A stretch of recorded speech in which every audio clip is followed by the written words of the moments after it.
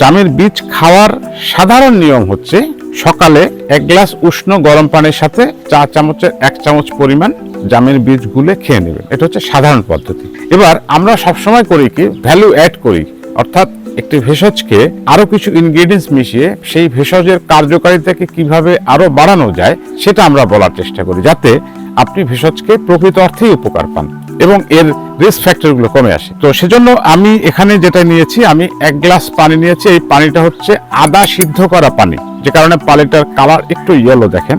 আমি এখানে 1 ইঞ্চি পরিমাণ আদা থেতো করে 1.5 গ্লাস পানির সাথে সিদ্ধ করে 1 গ্লাস বানিয়েছি। এটা গেল আমার প্রিপারেশন। এরপর আমি এর সাথে 1 চামচ পরিমাণ জামের গুঁড়ো দিচ্ছি, জাম বীজের গুঁড়ো। এটা আমাদের নিজের হাতে তৈরি করা জাম বীজের গুঁড়ো, এই যে দিয়ে দিলাম। এরপর আমি এর সাথে দিব 1/2 চামচ পরিমাণ মেথি গুঁড়ো। এগুলো সবই আমার হাতে তৈরি করা, এবং 1/2 চামচ পরিমাণ সিলন দারুচিনি গুঁড়ো। এবং এবারে আমি দিব একটা লেবুর রস।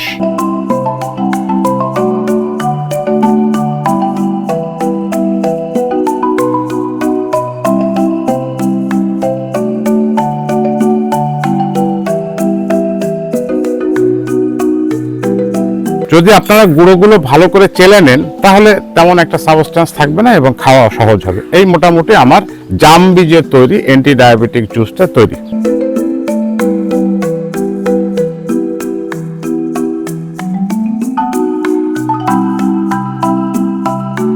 সবাই ভালো থাকবেন, সুস্থ থাকবেন, প্রকৃতির সাথে থাকবেন। ধন্যবাদ সবাইকে।